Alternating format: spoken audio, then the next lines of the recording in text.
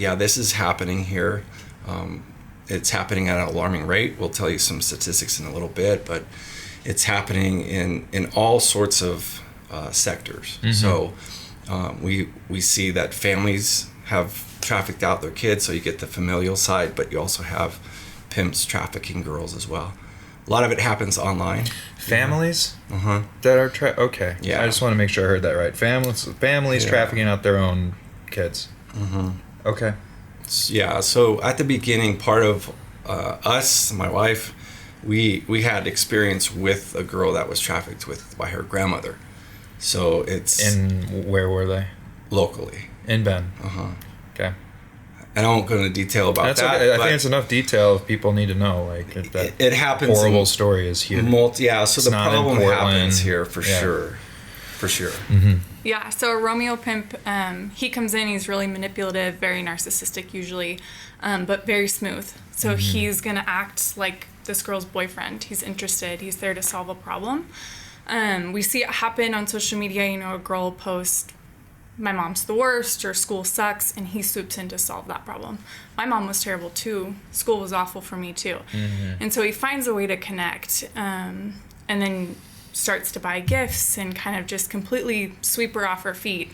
And she falls in love. You know, a young 13, 14, 15-year-old girl is just looking to be accepted. That's typically when this is happening, when they're that young. Okay. Yeah. So she just wants to be accepted. She wants a boyfriend. She wants that kind of status. And so they're very good at manipulating that need in a young girl and then using that to eventually traffic them out. The biggest thing that I've seen, and correct me if you think this is inaccurate, Jay, but the biggest one we've seen from Bend of the girls that are getting lured and recruited and taken outside, it is that promise of like excitement. Mm-hmm. You know, you're this little small town girl. I've got some really exciting things for you to see, and within 24 or 48 hours, it becomes a violent assault, drugging, gang rape. What? And then the psychological breaking to that girl, she now thinks. So they get the girl like down like say L.A. Yep. And then it's time for a drug and rape session. Yeah. Or even immediately here in our hotels. Even in our hotels, where it's called their breaking. Every victim will experience it. And at what point do they brand them?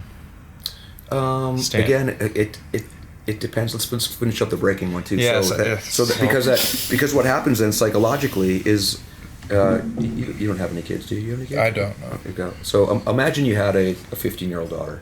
Yeah. And you're telling her, you know, this guy you're dating, he's an older guy. He's really not good news. You know. She sneaks out of the house.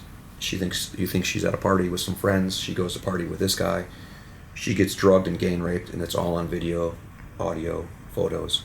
And then he tells her, you need to figure out a way to leave your family and come with me, or I'm going to show this to your dad. That is that point, and it's an incredible success ratio that they have, where the girls feel so isolated that they'd rather protect that relationship with you. I thought there was more romance and stuff. Not that we've seen. Now, No. I think it can Not happen. that makes it better, but It could happen over time. Yeah. But in Bend, when But we're talking in about Bend, Bend, because in Bend, the trafficker in Bend, he can't hang out forever. No. He doesn't fit. He doesn't belong here. He doesn't fit here. Yeah. So he has a finite amount of time to break this girl. You know, in a bigger city like a Portland or Seattle or LA, they live next to you, or they have a little bit longer time. So I'm describing very specifically. And